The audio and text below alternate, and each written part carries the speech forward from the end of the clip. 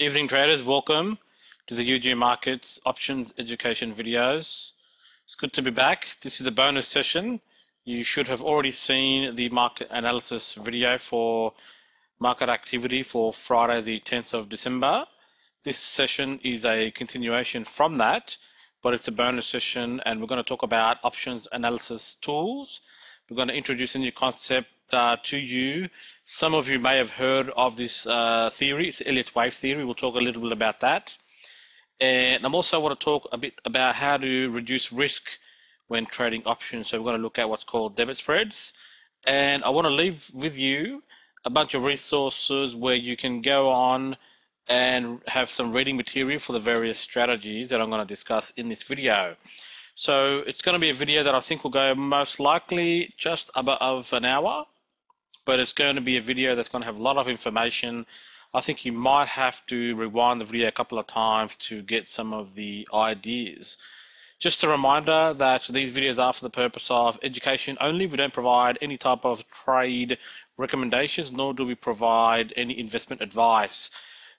By continuing and watching this video, you agree to the terms and conditions as detailed at the ugmarkets.com disclaimer page. You can see the disclaimer link here on the home page of the ugmarkets.com website. So have a read through that. The key message is that all the information that we provide through the videos, through our discussion forums, on our Twitter account, and on the website is for the purpose of education. No information should be construed as investment advice. Now, we spoke this morning about the SP Standard & Poor's 500, the S&P 500, and I have already gone through and analyzed the market with you. So if you haven't already done so, it's a good idea to go back to the previous video posted at the same date as this one and have a look at the market analysis. And also we had a stock talk session on that where I went through a number of stocks that we've discussed in other videos.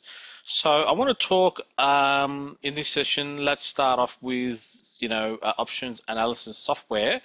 I use a software from the Optionetics group. Let me bring up their website so you know where to go to if that's the type of thing you want. It's a software called Platinum. It's over here. It's a paid piece of software. It's online. It's a web-based platform that allows me to analyze my trade positions with the software that they have, and also lets me analyze risk and various adjustments and risk graphs. And I mentioned risk graphs in my previous videos for my position.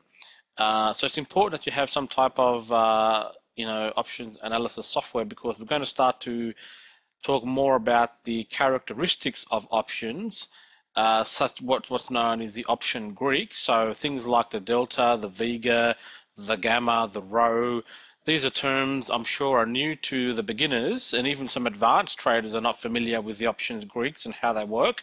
Now, as I introduce these new concepts to you as an options trader, you're going to need some type of options analysis software to be able to understand what those various values are as the stock price that you're looking at changes and as the value of your options position changes. Because options is not just about the price. You need to look at the volatility, you need to look at what's called the delta, you need to look at what's called the gamma, and there's a whole bunch of other things called the Greeks that are basically determined, and they basically are the characteristics of a particular option. And it's important to know what the values of those Greeks are, because they basically dictate how you will profit or loss in a particular position. So they are absolutely critical.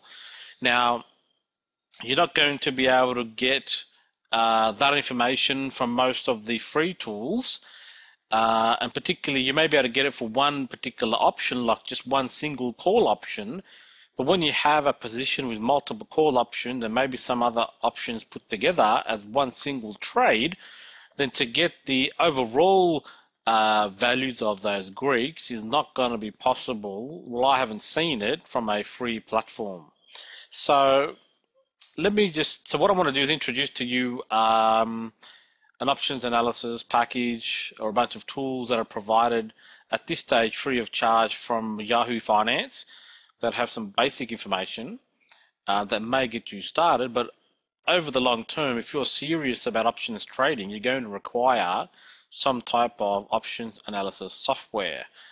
And what I use is Optionetics Platinum. It works for me. It does far more than what I actually use it for, but I'm going to start to use more of it so that I get the most value out of it. It's a great platform, and I'm not affiliated with them in any way, so there's no incentive for me to mention them at all. It's just I'm letting you know what I use and what works for me. So you can do your own investigation and research into what other types of options analysis software is available in the market, and select one that works for you. So let's look at the Yahoo Finance Options Center. Just note down the URL here, biz.yahoo.com/OPT for option, because I couldn't really find this on their homepage. I've had to search for it to get here. It's something I used years ago, so I'm just going to have to try and remember how to use it. So the first thing, when you get onto this page, have a look around, just have a look at some of the different things they offer. Like most active, options, if that's important to you. There's some type of education material here. Options 101 is a glossary here. So that sort of information might be helpful. I haven't actually used any of those things down there. But what I want to do is let's look at a chart. And what we're going to do is, using the Options Center from Yahoo Finance, see if we can come up with some type of an options trade. And look at what the tool has to offer. So I'm going to bring up the chart of Google, a favorite of mine.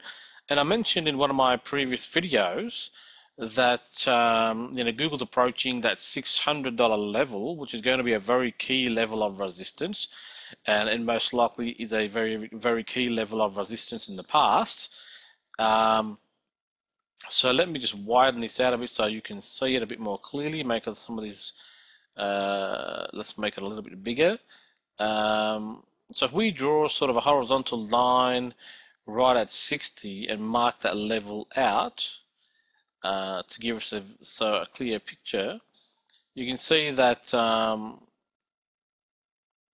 while it might not be evident on this chart right now, it's certainly a psychological level of resistance. If we look at a longer term time frame, so if I bring up a weekly chart, you can see back in January 2010, Google struggled when it reached around that $600 level, and in fact, from 600, it went all the way down back to that mid or low 400s. So a massive move down from that 600 level. If I squeeze this in a bit more to show you some more data, you'll see, just go across and you'll see that even sort of March 2008, we had an issue where Google went close to that 600 level, and this time went all the way down and more than half the value of its stock, down to 250. So clearly that level of 600 is a very, very it's a multi-year resistance level. So what I'm going to do is I'm going to sort of pretend we're looking at Google for now. One would sort of wait before we get a couple of closes above that $600 level. That's obviously a key level to watch for. But one could expect that once we sort of break that $600 level, Google moves very fast, very quickly. I mean, even in the last few days, if you look at where Google was here, the high of this particular bar is 630. So even in the last few days, each one of these bars, this is actually a weekly, I'm sorry, let's put on the daily back on. So even if you look back, just early mid-November, Google was, trading at around that 630 level. But and then it sort of late, and just a few weeks later, it was down to 550. So even then, just in that last, week, in that sort of first couple of weeks of December, we've gone from a low of 550 all the way up to close to 600. We're sitting at 590. So very big moves there for Google. Now we're going to sort of have a hypothetical here, so that we're going to pretend that we're ready to trade Google. We're looking for a trade on it. Or we can sort of see and start to plan what we're going to do if Google starts to trade above 600. And this is just a hypothetical case study, folks. Don't take it as investment advice. I'm not giving you any type of a trade recommendation here. Just for the purpose of education, let's assume that we're putting together a trade plan, and our trade plan is on the basis that if Google starts to trade above 600, we like the stock and we want to start to trade the stock to the upside with a target of, say, from 600, 10% up will be around that 660 level. So how can our options analysis tool, or how can the Yahoo Finance Options Center help us come up with a bunch of options for our consideration? That's really what I want to look at today. And also look at what that trade, what the investment will be per contract, and if there's a potential to reduce the amount of investment required, which ultimately is the risk in the trade. So let me bring up now the Options Center. The first thing we're going to look at is the Options Analysis tool. Okay, and this is actually a tool that you'll see the logo of Optionetics. So this is actually a sort of free segment of the Optionetics Platinum tool. It's published here on the Yahoo Finance website. So let's put in, so here's how this works. There's a couple of parameters you need to fill in. First, you need to put in the stock symbol, what direction you think the stock's going to go. So we feel that Google is going to continue to rise. That's, we're assuming that this is our trade plan. So we'd click on the bullish option there. Implied volatility, we haven't spoken about volatility, so let's just leave that at the default for now. Now, for this example, I'm just going to buy our call. We haven't spoken about call vertical spreads, and I'm going to touch on that today.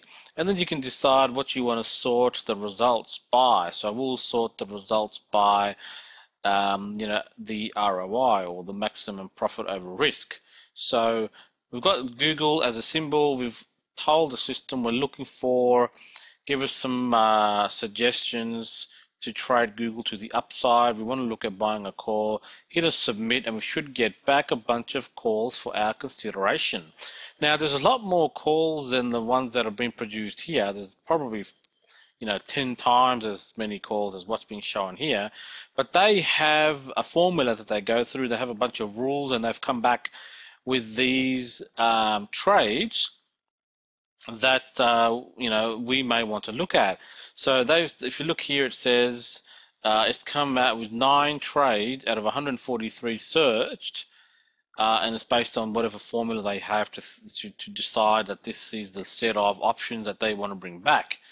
And they have their own rules, their own criteria.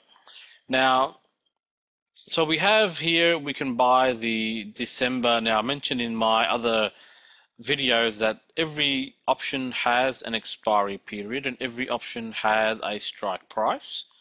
So the first thing here is the expiry period, that this is a option that expires in December.